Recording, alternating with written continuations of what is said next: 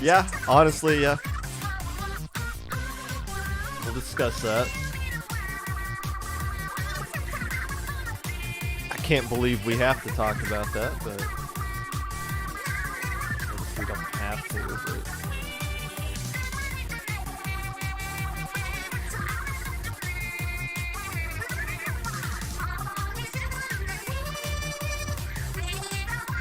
We're going to.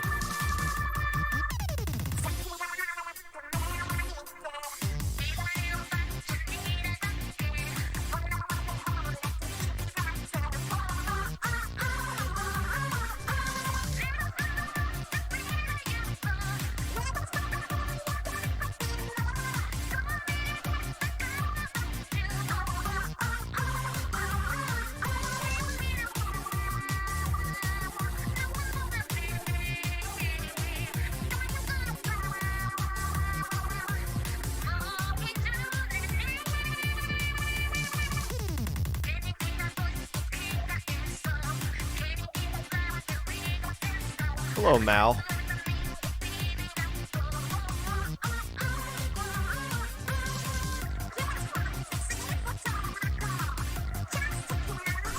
How something blew up over all this? Well, if this was just like two... If this was just like two gamma bracket teams, nobody would be talking about it. The fact that this affected prize money, I mean, it really did affect prizes. What was the prizes for this one?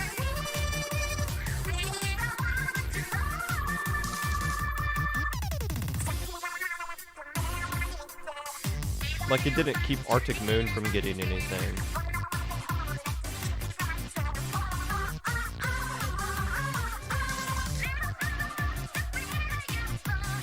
First prize, 7,500 Nintendo Gold points. Second prize, 5,000 gold points. So each member of Pure Divinity, basically, what? That's like $50, right? 5,000 Nintendo points is the equivalent of $50. Does that sound right?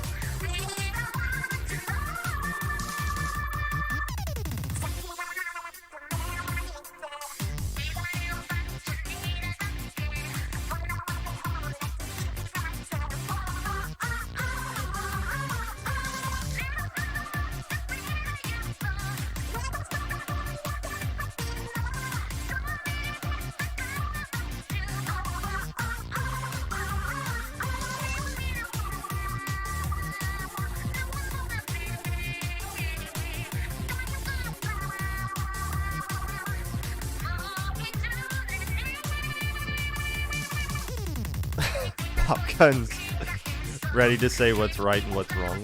Isn't that what I always do?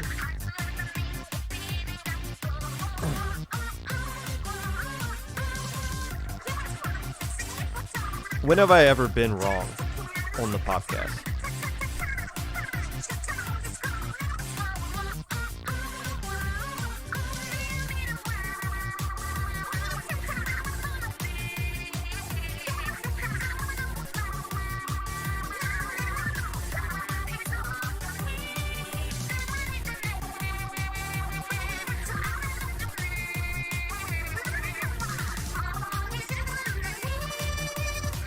You don't have to find. You don't look too hard there. You're wrong when you tell me I'm wrong. That's not true.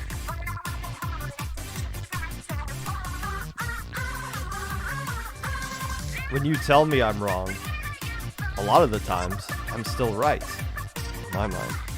That's the only thing that matters. As long as you're true to yourself, then you're always right. Unless you're not. Starts every low ink recap. Apologies. Illinois there, young Tochi. Good morning, Oni-chan.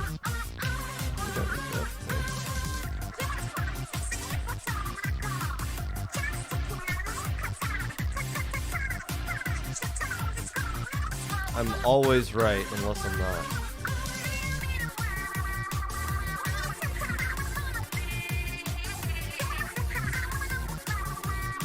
Good morning, Z. And happy belated birthday. I was looking for that I wanted to post the clip of us playing an SAC where you got like a double against who are they on crack to win us the game on Wahoo zones, and the announcers say, "And what a fantastic play by Zoinks!" But I don't think Grand Finals of SAC is up on their blog anymore, or their Twitch anymore. So I was like, oh, that sucks. But I wonder if somebody clipped that and they just couldn't find it. But that's a hilarious. That's one of my all-time favorite Z moments. The Z making a fantastic play to win us a set, and the announcers recognizing it, but just completely butchering. Just refusing to read the words on the screen, which as many of you have listened to my commentary, I am to blame for that as well. There's several times where I just... Now, most of you don't make it easy because you put all kinds of special characters and symbols in your name, so it's like, well, I don't know who the heck this person is. But like everyone in chat is like, it's obviously this person, how could you not tell? Alright. Okay, so maybe I just found one time where I was wrong, but I have an excuse for everything. I guess I don't.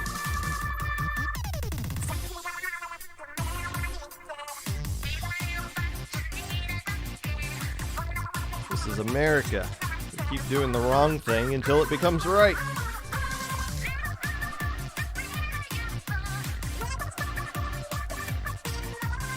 Don't talk too quickly. Well, you're in luck. This isn't talk speed up. You are watching the wrong stream if you're looking for fast talking. I'm not blaming your podcast. I was referencing it. When is the next talk speed up? Is that on a summer hiatus?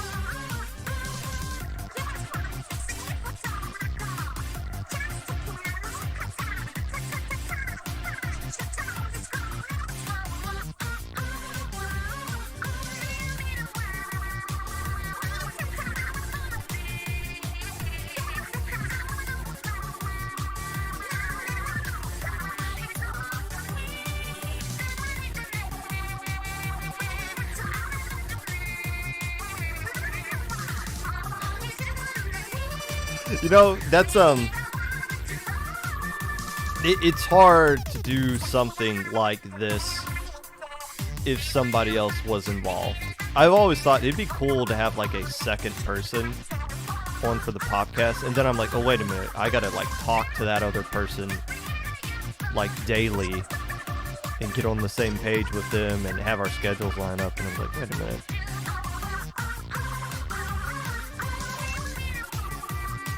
That sounds like work.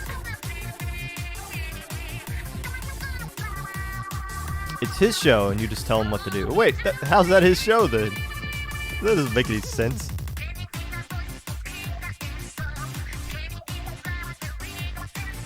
What should you draw, Silver? Link eating rocks. That's what I was just... What's your opinion on like 2,000 teams disbanding in a week? Who cares? they'll be back. Yeah, I saw like 3 teams disbanded in like the span of an hour, but so what? It's not like they're going anywhere. They're just gonna form a new team. Man, I literally saw a team disband, make a new team, make a Twitter and a Discord for that new team, and then disband that team in like a day. It's like, here's the challenge for new teams. Wait like 3 months before you make a Twitter for your team. Wait like 6 months before you make a Discord for your team, a public Discord. Like, use those as rewards for sticking together instead of just being like, oh, here's the new thing I craft out, let's put it up here. This is what lunch breaks are made for. Thank you, Mizuno.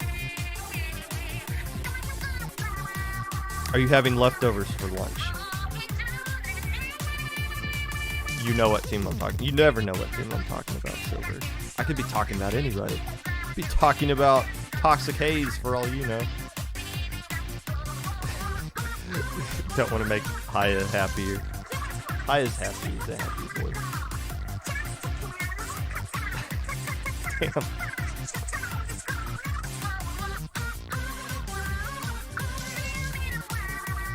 Can wait to be in the middle of class watching the podcast. I'm very popular with students who should not be watching me live, but do anyways. Which is fine. It's probably more educational for you. It's more beneficial for you for your time to be watching the podcast than to be listening to whatever your teachers are telling you. If you clip that, am I going to get erased from Twitch for saying something like that? That sounds like something cancelable. Oh well.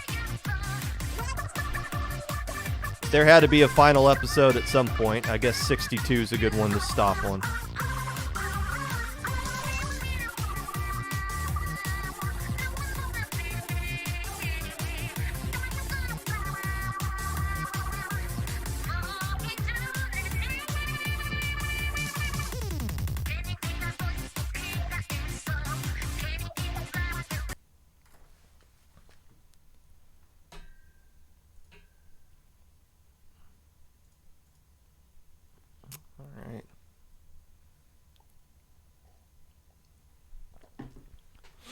Hello, friends, and welcome back to the Popcast.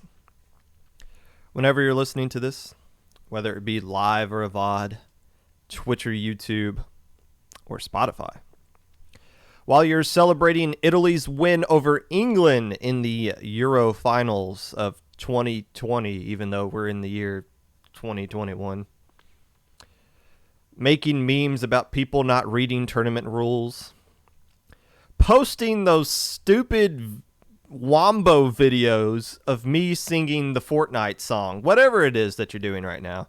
I appreciate you taking the time out of your day to listen to this. Unless I don't. News of some upcoming tournaments that may be of interest of you or may not. As many of you know, the Nintendo Open tournament this week is Splat Zones. I think most of us project this to be the biggest turnout that we have for these NA Open tournaments.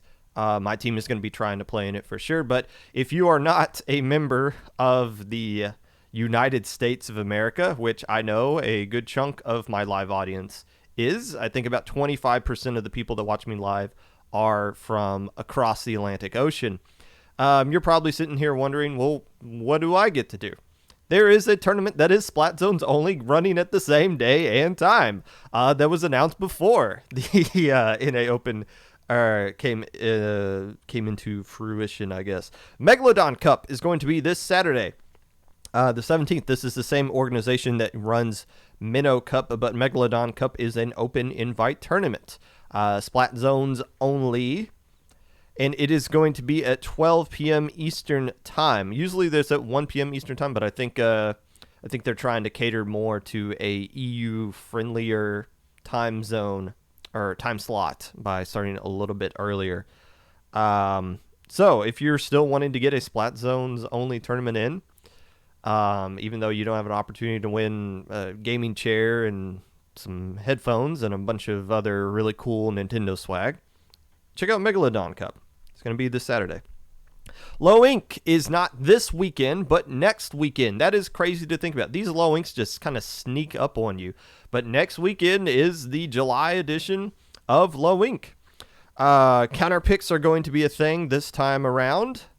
I'm not sure how that's going to go. I watched Little Squid League have counter picks yesterday, and I thought it went, or not yesterday, but Saturday. I thought it went well, but another thing that kind of popped in my head was, oh, this kind of drags things down a little bit, doesn't it? So hopefully things go smoothly with the counter picks that Low Ink is going to be busting out this weekend, or next weekend. But regardless, always exciting Low Ink time. You guys love some Low Ink. Unless you don't.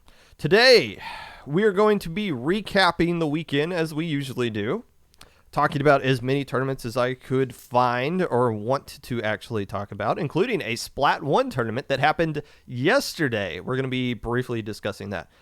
Also, the major topic of conversation today, tournament-wise, is going to be Little Squid League 13. The biggest Little Squid League ever happened on Saturday. It was fantastic, and we're going to spend a lot of time talking about it. But first,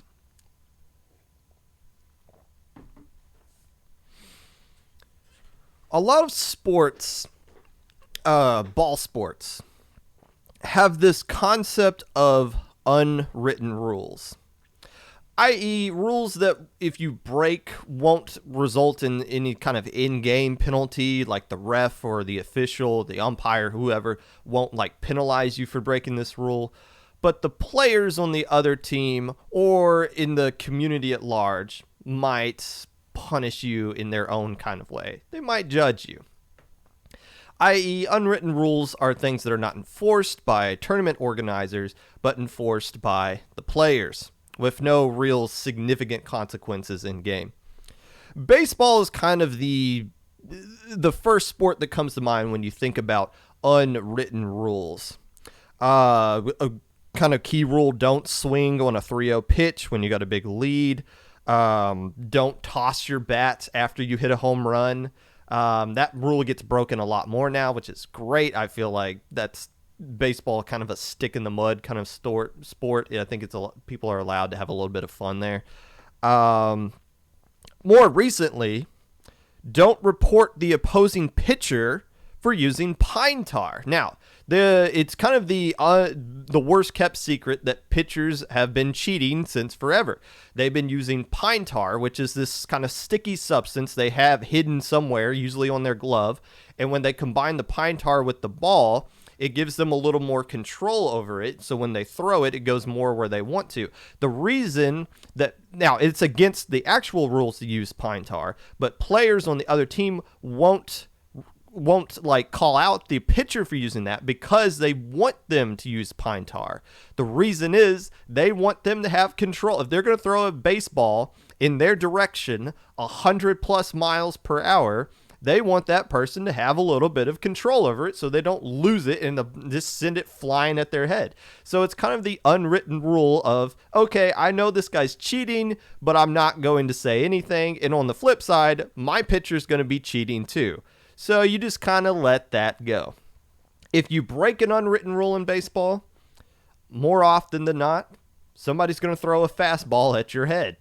It's not really the best way of dealing with your issues, but it is how they say policing their own sport. Hockey is kind of a big example of this as well. If you break one of their unwritten rules, one of their players is going to fight your player, and for some reason you can just fight people in hockey, and the only consequence you get is like a 5-minute thing. I'm losing all of you so quickly. I understand none of you really follow ball sports other than a handful of you. But from the events of this past weekend, it got me thinking. Competitive Splatoon has a lot of unwritten rules as well. Don't squid bag people you don't know. I think squid bagging people, in my opinion, I don't care. I know some tournaments have a rule against squid bagging, but at the end of the day, if you know the other team that you're playing against, I think squid bagging them is fine. If you don't know who you're playing against and you squid bag them, you're kind of a turd muffin. But I think that's kind of an unwritten rule. Don't squid bag people you don't know. I don't think that usually goes over too well in the community. Don't spawn camp while avoiding the objective. Spawn camping in competitive Splatoon. Hey, we're not. This isn't casual turf war here, sweetheart. We're playing live. This is for something. You can spawn camp the crap out of the other team if you want to, but if you spawn camp and it's like Rainmaker and like all 4 of your guys are just partying in the enemy base and nobody's even thinking about touching the Rainmaker, that's kind of an unwritten rule. I think that kind of crosses the line. Or like, oh, I'm refusing to cap the zone and I'm just going to go beat up on people. I think that's an unwritten rule we have in competitive Splatoon that people will judge you for. If you stop playing, i.e. if you have a DC on your side of the map, and you're going to do the replay, and you stop playing, you don't start playing again. I.e., you don't lull your opponent into this false sense of like, oh, well, they gave up, so I'm not going to crush them. Because you can't. If the other team DCs and they stop playing, you can't keep fighting, or else people are going to be like, wow, that team's a jerk. They stop playing, and they just keep coming out and doing it. So if you stop playing, I think it's an unwritten rule that you don't start playing again after the other team lets their guard down, and then you just wipe them and cap the zone. Salt and pepper.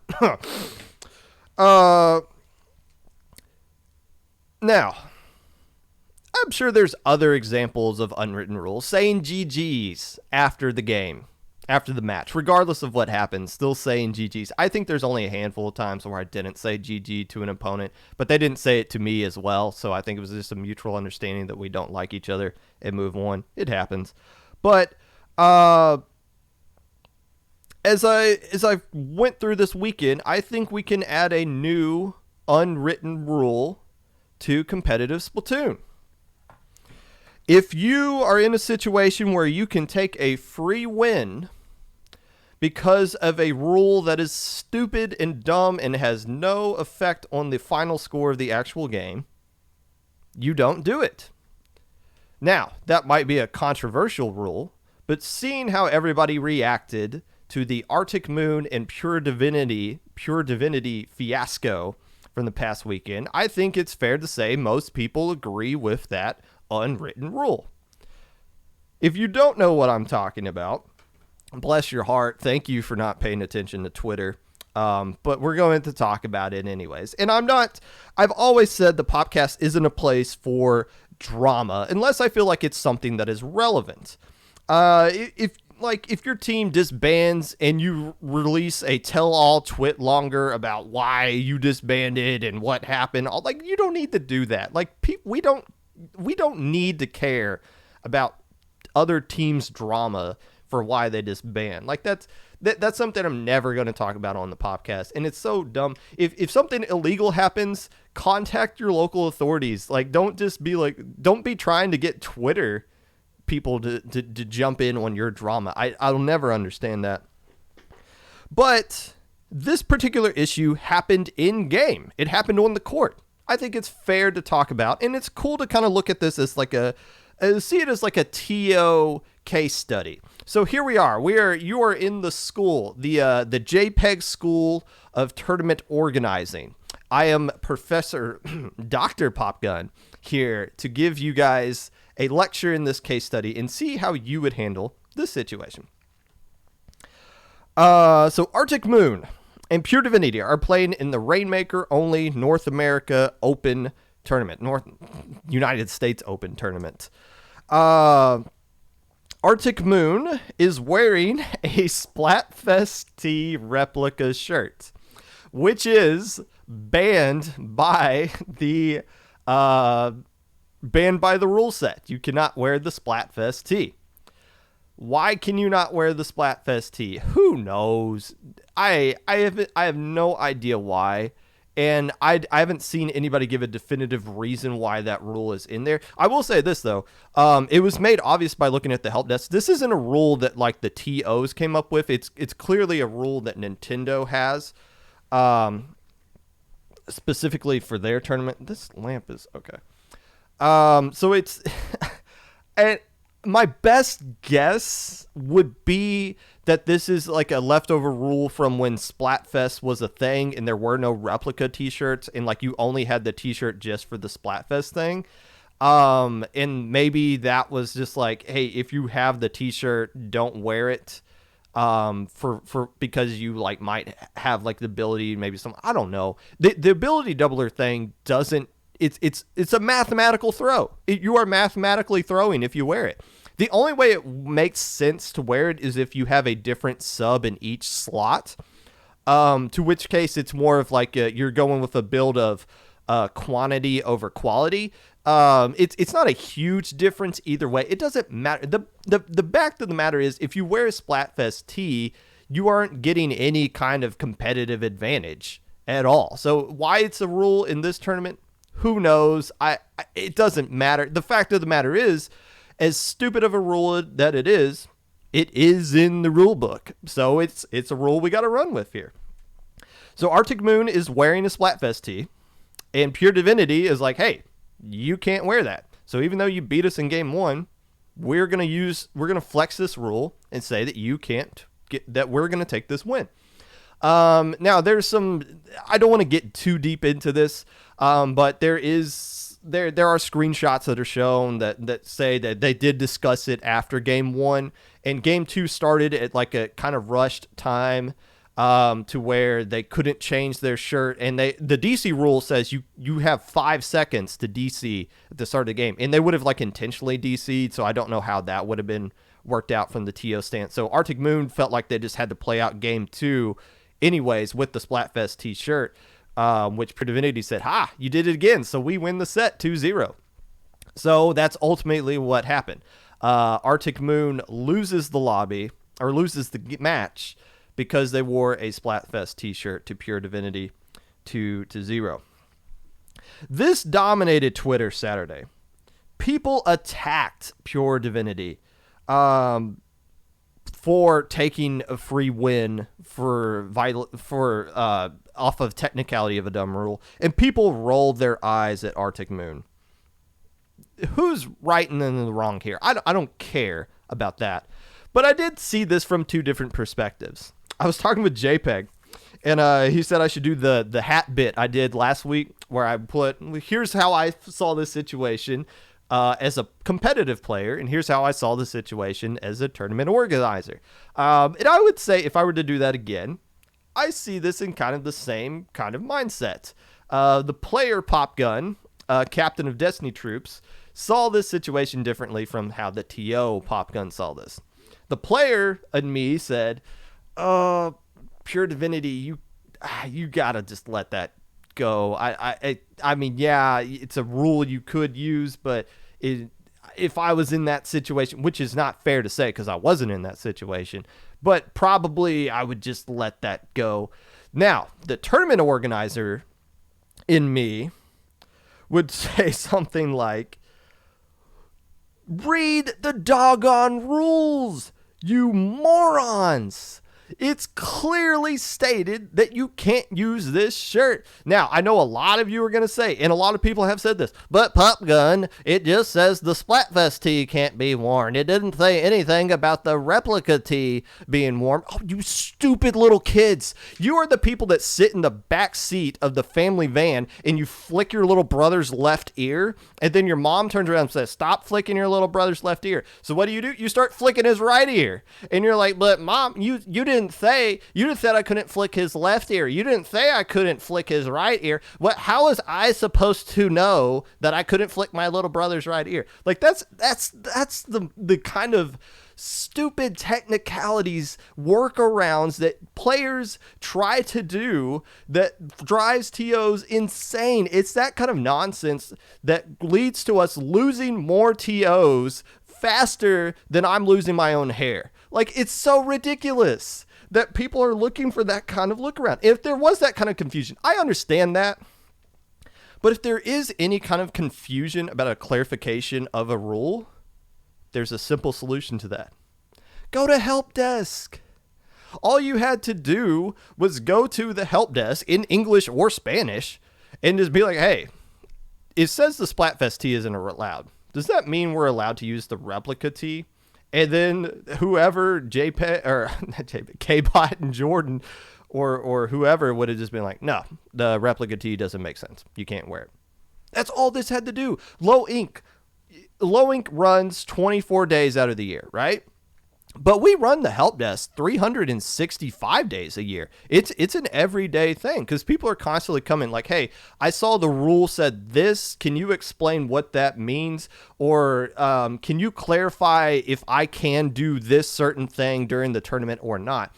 And that's kind of what we do here at Low Ink. We're constantly kind of answering those things. And with IPL in general, or at least I could say for Low Ink, we're constantly looking at the rules that we have in our tournaments to see if the language is clear to where it can't be interpreted to anything other than what the definition of the rule is trying to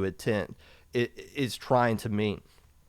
And I think people were using somebody's example of, well, the Splatfest tee is banned because the only way you can have a Splatfest tee is by hacking, right? Because everyone's got the replica, but if you have the Splatfest tee, you technically hacked, and that's why that's banned. What sense does that make? Wouldn't there be a rule?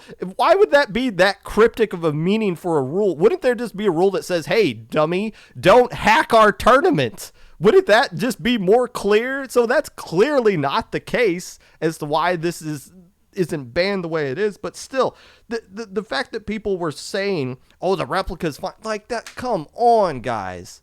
Like, come on. My goodness. Now, in my opinion, the unwritten rule was violated here.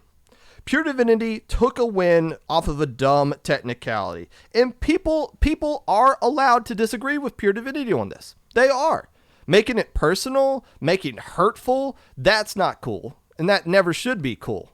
But to disagree with what a team does, violating an unwritten rule, I think that's fair. I think that's perfectly fair to talk about. And if you are a team that kind of does this, as much as you want to agree or disagree with it, you can talk about it. It's perfectly fine to talk about.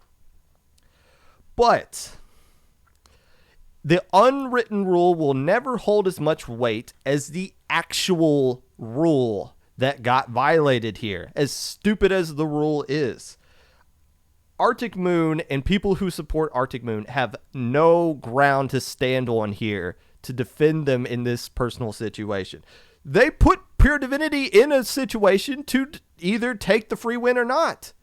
It's all on them. You can't have a cheeseburger in your hand and wave it in front of your dog's face and then be surprised when your dog just takes a giant chunk out of your cheeseburger. You'd be like, what? Why did you eat my cheeseburger? All I did was wave it in front of your face. Like, I was just expecting you to sit there and just look at it. No, they decided to eat it. That's on you for waving the cheeseburger in front of them. Oh, the moral is, and we're making fun of Arctic Moon, and I understand that, and both these teams seem to have buried the hatchet. And it seems like weird that I'm going on this much about a Splatfest t-shirt, but the moral of the story here is, don't just read the rules of your tournament. You understand the rules of what tournaments that you're playing in. I know, I understand that we're kind of joking about this, but Arctic Moon isn't the only team that's done this. You guys know, the only reason we're talking about this is because it affected the final result of things. Arctic Moon still finished in first place, not grand place, but first place. But Pure Divinity, this win did bump them up into second place. What did they get, like 75 or like 5,000 points?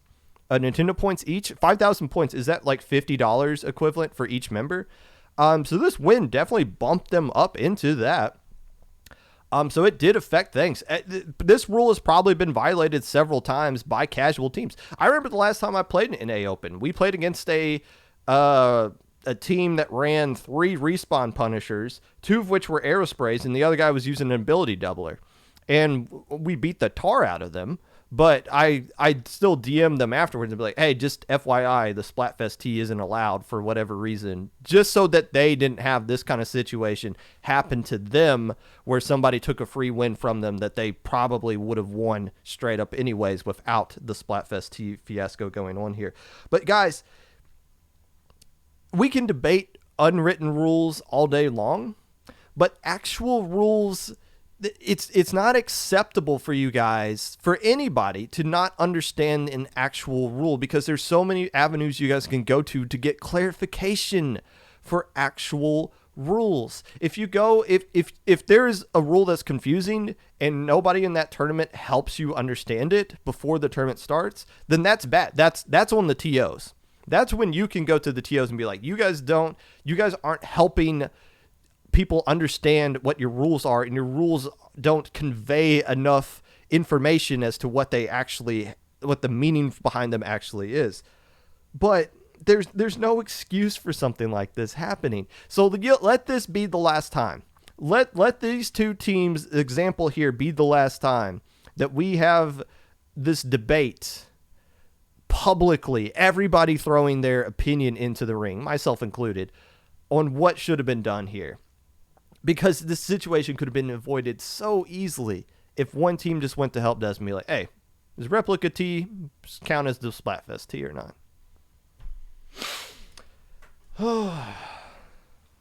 We can debate unwritten rules, but actual rules are something we can't afford to be confused on. My goodness. With that, let's start recapping the weekend here.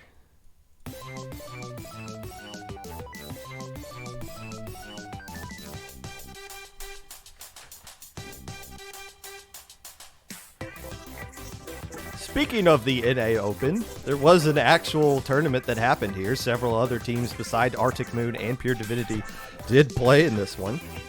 No FT Wave Dash this time around. Maybe they'll play in some of the other tournaments, but that left the door wide open for Starburst to just kind of spank people left and right. Starburst winning this tournament, going 15-0 per matches, which were best of 3 speed ladder sets. Only losing one match all day long to Profound Indigo.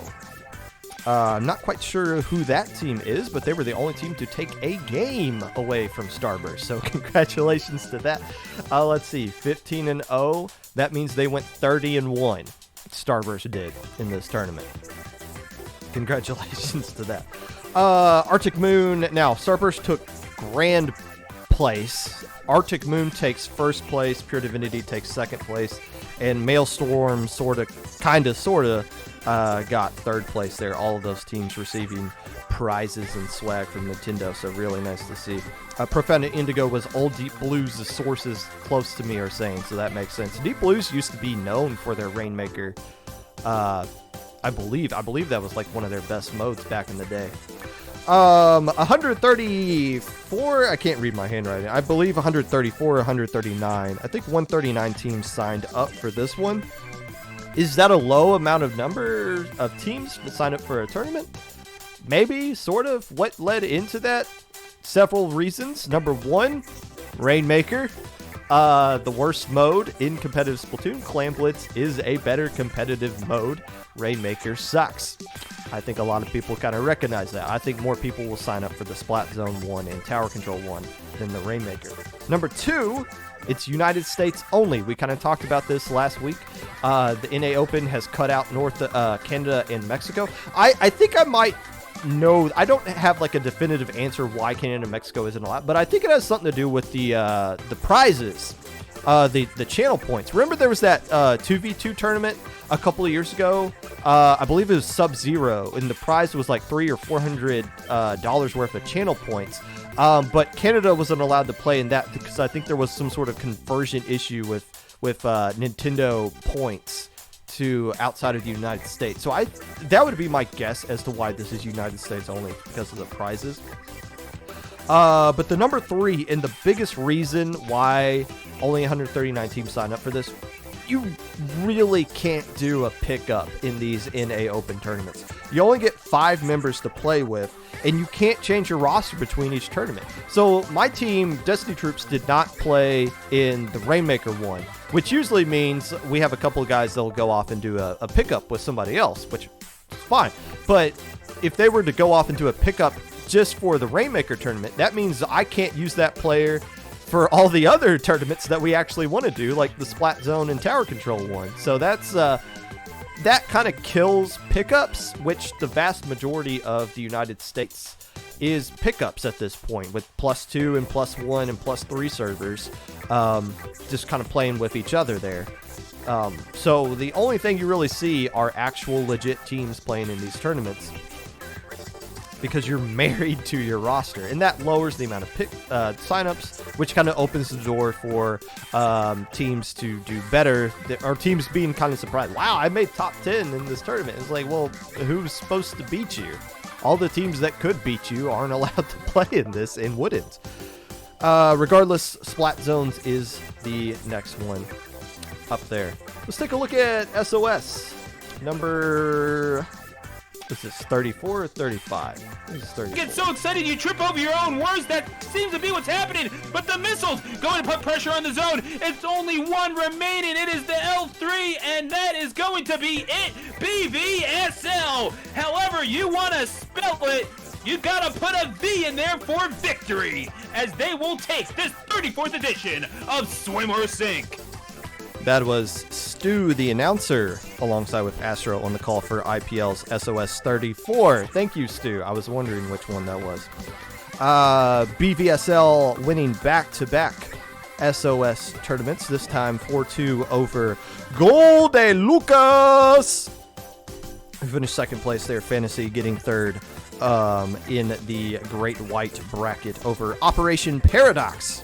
Luau wins the Hammerhead bracket. Glistening Waters wins Mako, and Vaporwave takes Lantern bracket.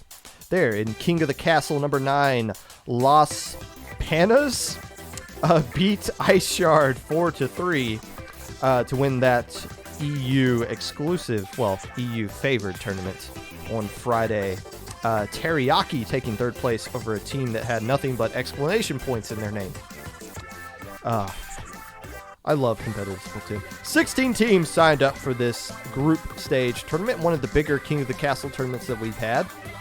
And it's nice to see. A lot of the times you kind of look at this and see, okay, this is mostly just North American players that have nothing to do during the summer, so they play in this tournament. It's in the middle of the day for North America, which works out great.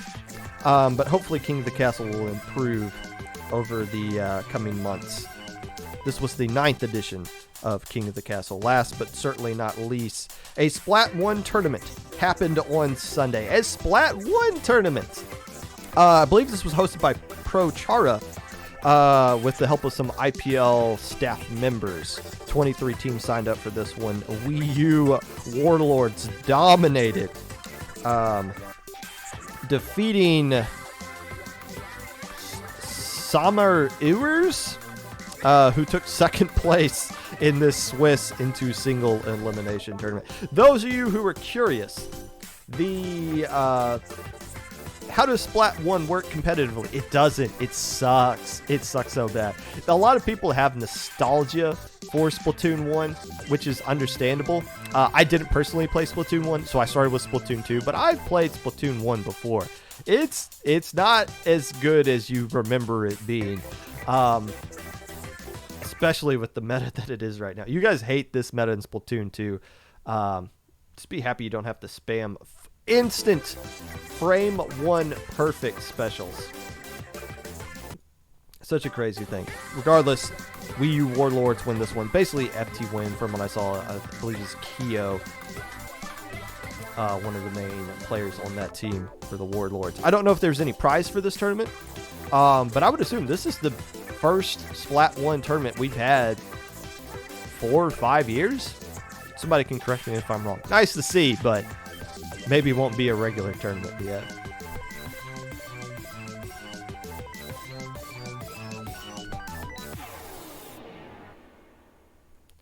And And that was the weekend recap, sponsored by Kmart.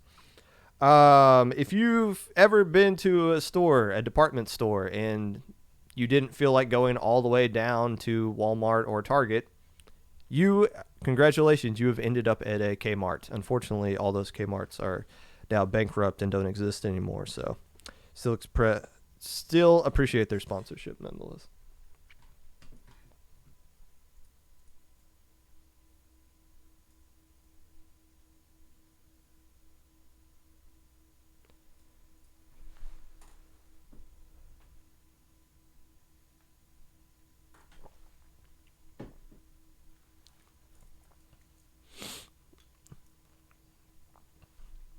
Marsh was a beast. I just remember Deep Blues. I just remember the BNS days. It seemed like there was always that Hive team that would do really well, but during the Rainmaker ones, it was always Deep Blues. Or what did they got sponsored, right? Did Deep Blues become Slaughterhouse? I mean, I know none of those teams are around anymore still, but I feel like Deep Blues became Slaughterhouse. Hive and Slaughterhouse. I just remember Hive. I feel like Hive is the coolest team name. Okay, so Deep Blues was Hive, actually, now that I think about it.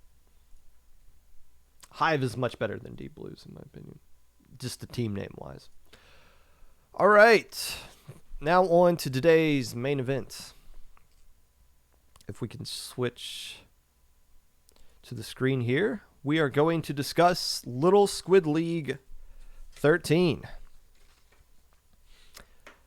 This was the biggest Little Squid League tournament, I think, ever. Not all tournaments in Little Squid League were on Battlefy. I think back in the day they used to be on Challenge. But 38 teams officially played in this one. It says 39 there on the top right corner of the screen, but that's just because one team was pending. So 38 teams actually played in this tournament, which is a lot of teams. I mean, that's when the first Minnow Cup happened, it would get a lot of teams, but Little Squid League is a lower skill level than Minnow Cup. So technically, less teams can sign up for Little Squid League. Less teams are eligible to play in Little Squid League than there are in Minnow Cup. So getting 38 teams is really good for Little Squid League. This is a great step in the right direction for this tournament organization. And it's also great to see that this came with them having to run up against a Nintendo tournament.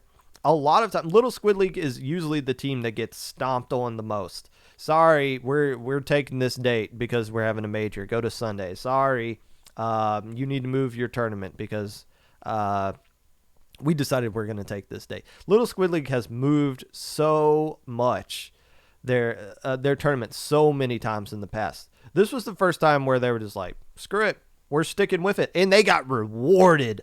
38 teams going up against a Nintendo tournament. That is good. That is good. And it shows that Little Squid League holds some power here. And they're not just the little kid on the block that doesn't have a seat at the table.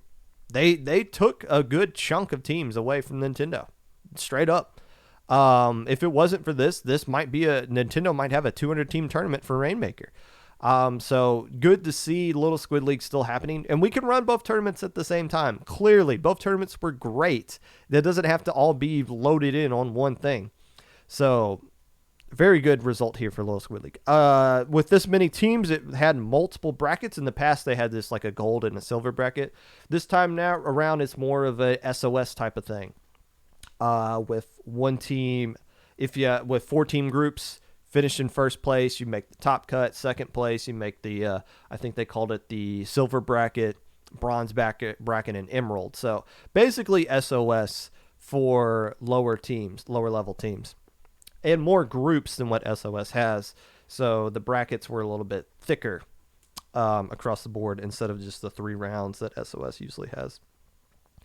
Counter picks, as I kind of mentioned, was it's not a new thing to LSL. LSL has had counter picks before, but they're starting to introduce them here.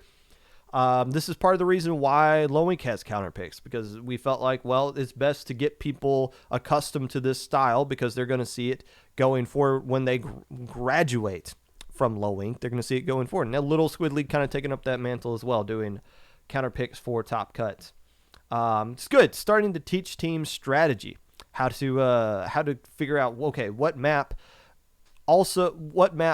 can I pick that works good for us, but at the same time also kind of cripples our opponent. The problem, though, that I kind of noticed, counter picks do kind of slow down tournaments a little bit. So how do you get those counter picks in quickly and keep the stream moving fastly? I have no idea, but that's something we're all kind of working on to figure out as we step into this new area of counter picks that we're stepping into. Speaking of the stream was really great. Again, as usual, I believe Jubb was the mastermind behind this. The person who did the Inca's Low meme.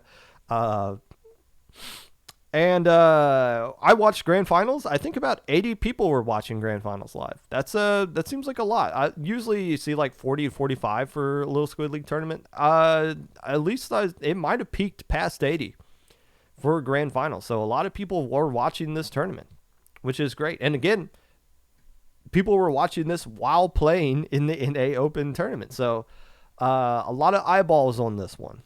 It's good to see. Overall, just looking at those stats alone, overall, this was a good tournament for Little Squid League. I'm sure they're pleased as punch with how they did. But what about the teams? Nobody cares about TOs. What do the teams feel like they did here? Well, let's look at each individual group, break it down frame by frame, and go from there. Starting with Group A, and the team I think all of us would assume would have won this tournament if there wasn't a demon that haunted everybody out here. Ink Bashers going 3-0, sweeping their group. Nothing really interesting happened here in Group A. Everything kind of roughly went as scripted. I think Night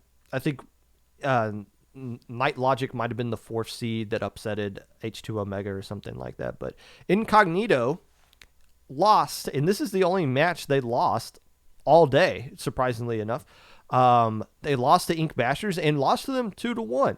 So that's a good result against Ink Bashers here, even though they did lose to them. But we're going to be talking about Incognito more as this stream goes on here. But yeah, Ink Bashers, we would expect them to be one of the better teams, showing it here, doing what they're supposed to do in Group A. Group B, hook, line, and sinker here was the number 3 seed.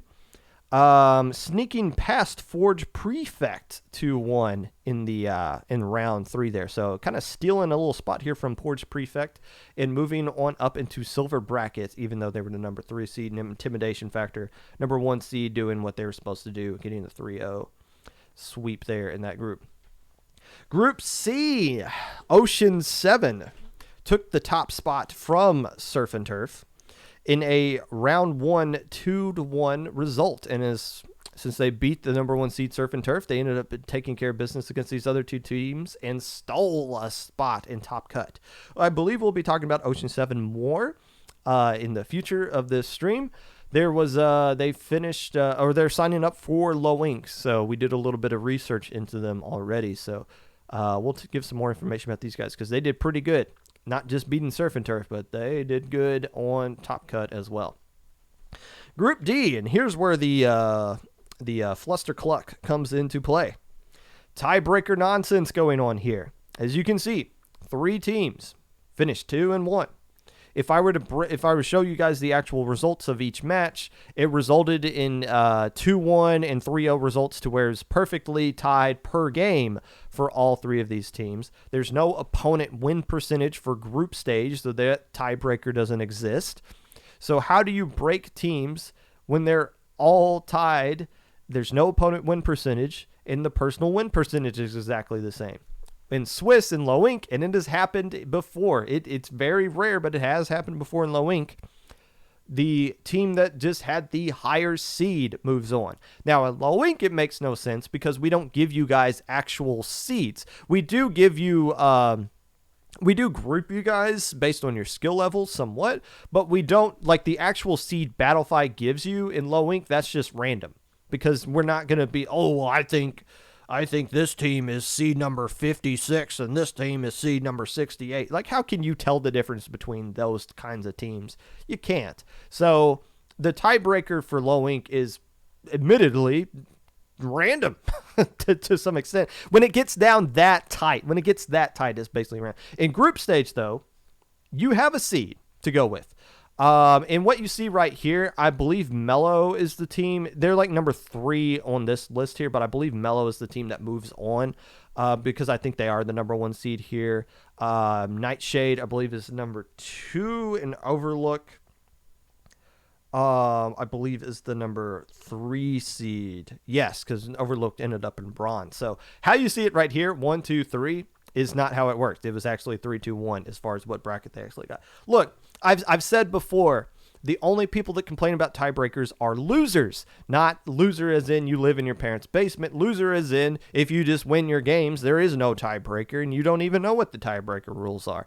That's hard to say when you win 2 games and you end up in the next to worst bracket when you win 2 games in your group. Regardless, it is what it is. If you want to avoid these kinds of awkward tiebreakers that can't be broken, there's no real logical way to break it other than just by giving the seed.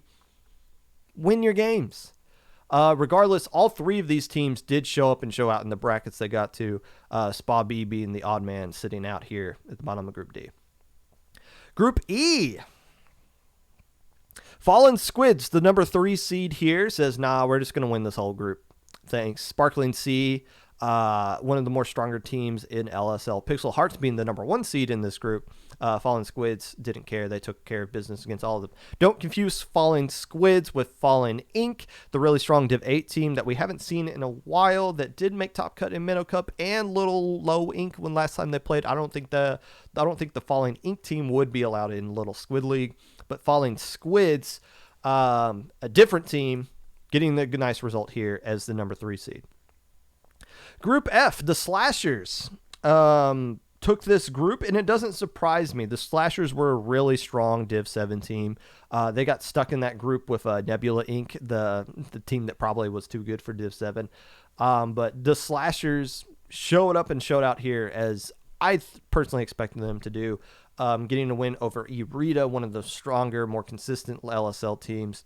And a special shout out to this team with the obnoxiously long name that screwed up the formatting for this entire group. The Gex worshipping, omnipotent, optical, turbulent, urbulent, Bazinga extravagant rendezvous, or YouTuber for short.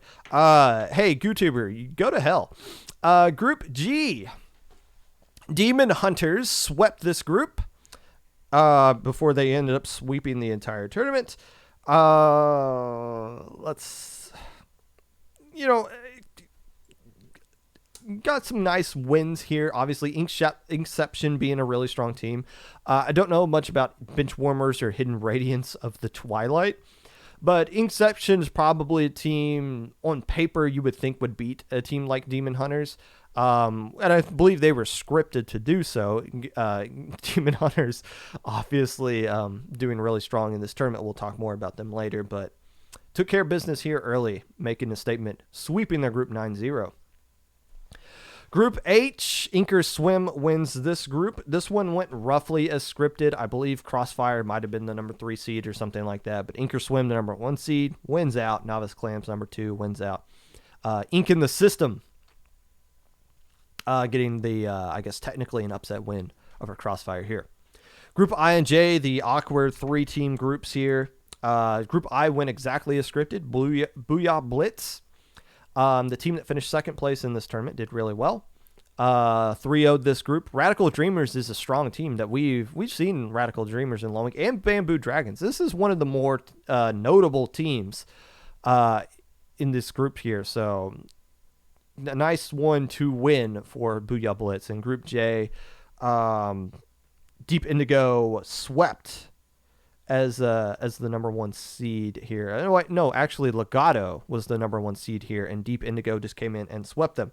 I guess it shouldn't be a surprise that Deep Indigo wins this group. Legato, being a strong team, made Gamma Bracket when they played in Low Inc., going 3-3 last month. However, Legato being the Div 8 playoff team, Deep Indigo being a Div 7 playoff team, going up against each other here. Deep Indigo saying, hey, 7's better than 8, so that's why we're going to beat you 3-0. And that gets us through this extensive group stage.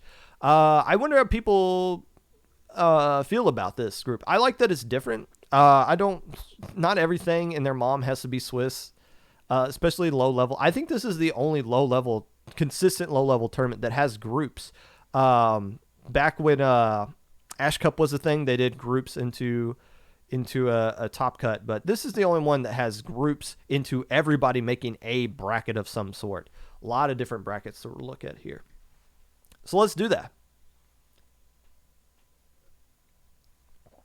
Starting with the Emerald bracket. And we're not going to dive too deep into each specific bracket because I can't be here all day long. But looking at the Emerald bracket, and this is for all the teams that finished at the bottom of their respective groups. Fish wins this one 4-3 over the Deep Sea Devils. Splat-A-Lot got a 4-1 win over the Gex-worshipping Jargon Fargan team, the GooTuber team. Fish, I feel like, is a team we have seen before.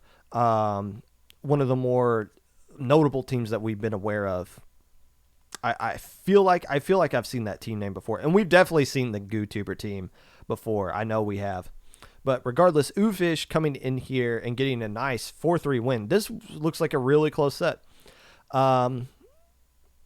So it would have been cool to see, but unfortunately, as people have been asking, how come there's no streams for all of these other brackets? Well, I think most tournaments are just excited to have a stream in general for some of their tournaments, much less 4 different ones.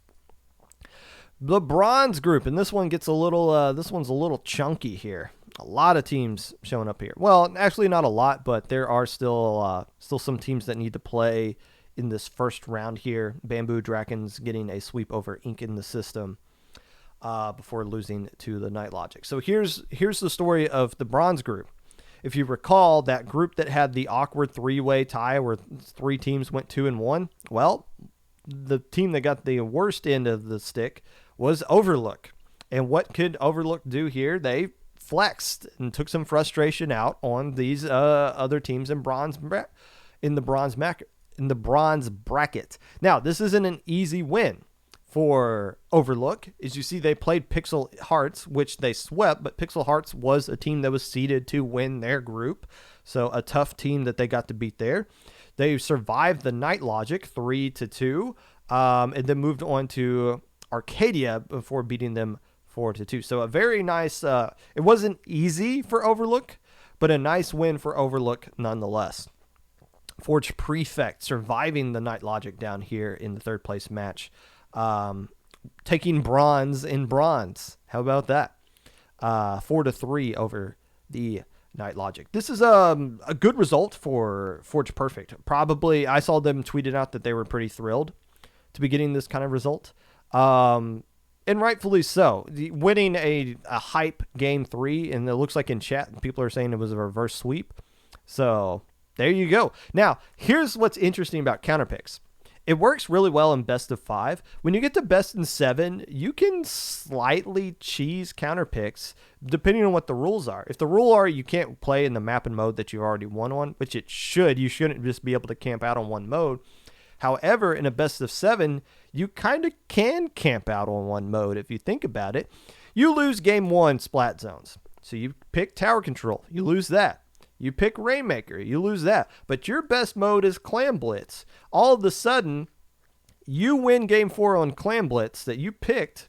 Now, the other team, they can't pick any of the other modes because they already won on it. So now all they can do is constantly pick Clam Blitz, which might be their worst mode.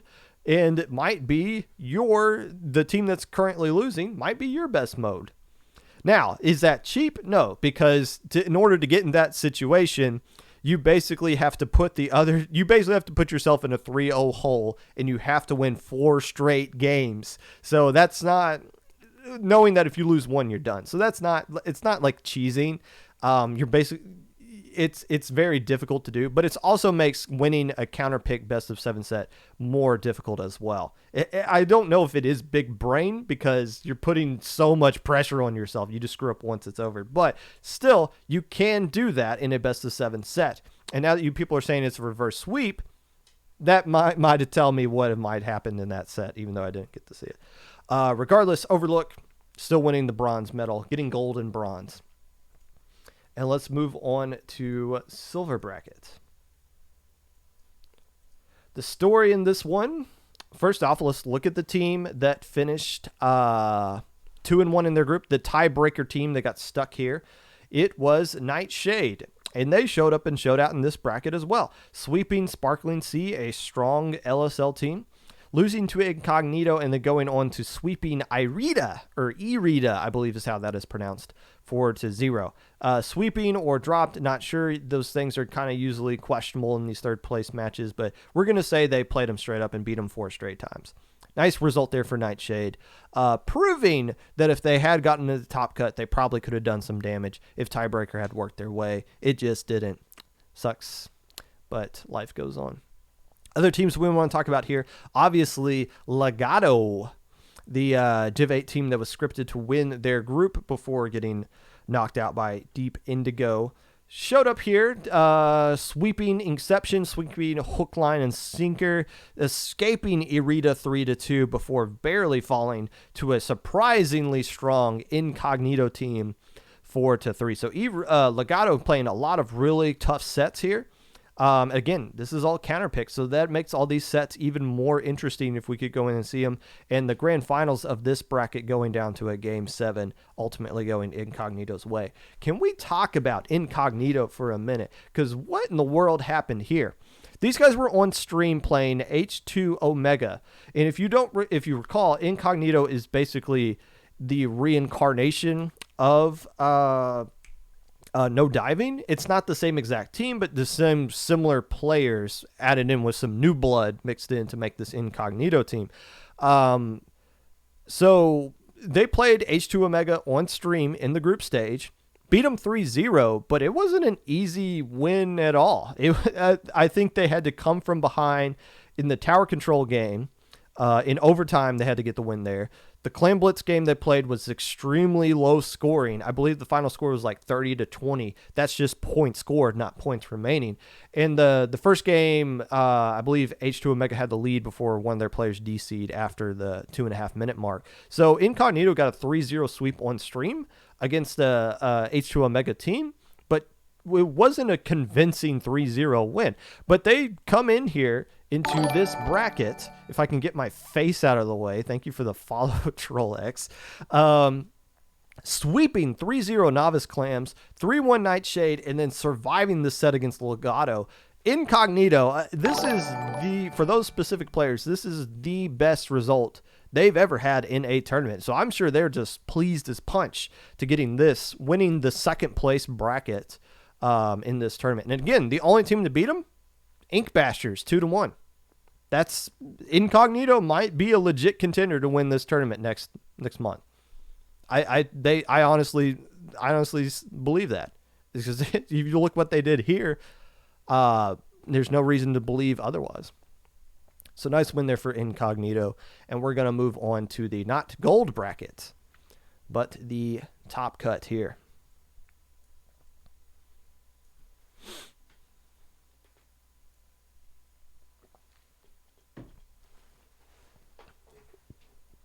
First off, a lot of good sets were played in here. A lot of 3-2, close 3-2 results here. Ocean 7 surviving Fallen Squids 3-2. Booyah Blitz surviving the Slashers 3-2. Ocean 7 beating the Slashers 4-3. So if we were to just erase Demon Hunters from this tournament, you got a lot of teams that are really right with each other here. The team that finished second place barely beat the team that finished in fourth place. The team that finished in third place barely got past Fallen Squids, who lost in round 2. So you got a lot of teams that are right with each other. And throw Ink Bashers into that mix. The problem with Ink Bashers is they ended up playing this monster team, Demon Hunters, in their first round, ultimately losing to them 3-0. This wasn't an easy win for Demon Hunters. This one was streamed. And Demon Hunters had to come back in overtime in game 1 of Clan Blitz at Art Academy to get the dub there. And then the 2 games after that, it wasn't really competitive as the first game. Demon Hunters getting the more convincing win, probably, but getting that emotional win in game 1, keeping their winning streak alive, probably propelled them to finish out that set in the fashion that they did. This is this Demon Hunters Ink Bashers matchup. Here's what's interesting about this. This is a rematch. This was round 1 of Div 7 America playoffs, where the Bashers dominated 5-2 over Demon Hunters. 5-2. So they're playing in a rematch here. And by the way, Ink Bashers is a team that took 3rd place in that Div 7 America. They were the 3rd place team overall. And they just got swept by a team that they beat pretty easily about a month ago. What's the difference here? Well, I looked at the rosters. This player named IKKAN for Demon Hunters. That dude, whoever they are a difference maker. They didn't top frag in every game that I saw on stream, but they definitely seemed like one of the better players in the lobby of every match that we saw them play in. That Icon, very strong player and a nice addition for Demon Hunters, who wasn't on the roster for their Ludi. So, and I'm not saying like, oh, this is a person who sneaked in or like I believe we approved. They didn't play last month in Low Ink, but we did approve them to play. So it's just a nice pickup. A lot of times you're just missing that one key piece to your team, and when you get that piece, your team just elevates. It just elevates everybody on your team to the next level here, and that's kind of what happened with Demon Hunters as they overcame Ink Bashers and then 3-0'd Ocean 7, and then played Booyah Blitz and just blitzed them for 4 straight games to sweep and close out this tournament in an anti-dramatic kind of fashion. But for all the teams that finish somewhere in this specific top cut bracket, what does it mean for them going forward? For Ocean 7, the 4-3 win they get over the Slashers is very impressive. Who is Ocean 7? They're a new team that are a mix from the team called the Fighters. So this is their first tournament they're playing in as Ocean 7. And like I said, they are going to be playing in Low Ink this month, or at least they're currently registered to do. And this is a statement little squid league for them. Much better than what we've known from the Fighters. But Ocean 7 looked really strong in this tournament, taking 3rd place. For Booyah Blitz, who is Booyah Blitz? These guys actually signed up and played in Div 8. To play in Div 8 of Ludi, but they dropped. They were one of the gazillion teams that dropped in Div 8 and didn't play a single game at all. Because I looked at the groups and I saw, like, whoa, Booyah Blitz didn't win a single game. But then I looked and it was like, oh, -1 here, -1 here. So they didn't actually play in Ludi, but they were seeded to be a Div 8 team, which, again, Div 8 just means Div ? It just means we don't know anything about you. You could be really strong or you could not. So now we finally get to see Booyah Blitz in action. Turns out they're really strong. Won their group, and then they got placed. They were one of the teams. It's funny, the grand finals is between the only 2 teams that had to actually play in round 1 of this bracket. Swept Inker Swim, 3-1 over Intimidation Factor, 3-2 over the Slashers. Again, a really strong Div 7 team that made playoffs in Div 7. And before falling to the Demon Hunters in Demon Hunters. So very strong result for Booyah Blitz. Good to see them actually play in a tournament. And it makes you think, man, if they actually played in Div 8, how good would they have actually done? Because Div 8 was just the Wild West there for a good chunk of that thing. But unfortunately, they didn't play, so we'll never know. For the Demon Hunters, like I said, whoever that player was, clearly a difference maker for them. It elevated them to a different plane. It took this Div 7 playoff round 1 team to a 21-0 Little Squid League champion. I feel like that's the first. I don't know.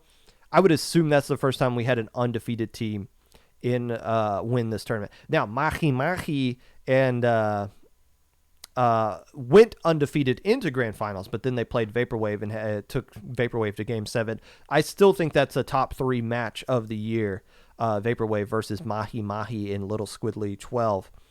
But Demon Hunters closed it out. They went to grand finals and said, nah, we're just going to keep this sweep going. 21-0. I assume that is a record. Do we want to see teams go 21-0, go undefeated in skill cap tournaments? No, we don't. But Demon Hunters, it's not like this is a surprise team or anything. We knew who Demon Hunters were. They just got good and had a really good tournament. So that it happens. Nothing, you can't take anything away from them. There's nothing fishy or suspicious about this. It's just a straight up win and a good tournament win for Demon Hunters. I want to see these guys in low ink though. I just by what I saw, I would grade them as a beta bracket level team.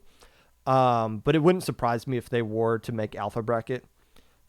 Just because the skill level of Little Squid League has improved from the last time we've seen in these tournaments. The last time we saw this tournament in action, you see a little bit more tougher teams playing in this. Yes, Div 7 teams and 8 teams, but a lot of those teams are a lot stronger than what you would traditionally think a 7 and 8 team would be. Who will win next month? I think it's a toss-up, honestly. If the Ink Bashers are back in here, yes, they lost in round 2, but that's because they played this strong team. I feel like Ink Bashers is a team that should still be considered the favorite, but you can't count out. You see how close all these other clusters of teams are. You can't count out Booyah Blitz. You can't count out the Slashers. You can't count out Ocean 7. You can't count out Incognito because they almost beat the Ink Bashers and they won the silver bracket. So there's a lot of teams. There's going to be a lot of parity if these same groups of teams sign up for the next Little Squid League, which is going to be exciting to see. And overall, it's just good to see Little Squid League come back. A strong tournament. Altogether, one of the better low-level tournaments we've seen in general. Do you want the grand finals to be more competitive? Yeah, but it is what it is. It doesn't take away from all the other really close matches we had in Top Cut and all the other brackets there. So there you go. That's the end of a rather lengthy, talkative episode of the Popcast. No guest today, so that just means a lot of me talking, and it's finally done. Not quite sure what we're going to talk about next week. Obviously, we're going to do the low ink preview next Thursday. What we're going to talk about on Monday, I don't know. If you have an idea of what you want me to talk about on Monday, or if you want to come on and talk about something yourself, feel free to reach out to me using my socials below. Twitter at Mr_Popgun. Discord at Popgun, #5882, YouTube at 25Popgun, Twitch at Popgun25, anchor.fm/Popgun. I do not know who Caitlin Coy is, but they are streaming Splatoon, so let's go raid them. Make sure you guys keep wearing your masks when applicable. Make sure, thanks for the follows, all those people who did that. Hey, go get vaccinated. There's no reason not to. Well, maybe there is. I don't know. I'm not a doctor or anything, but stay safe and healthy, and try not to die.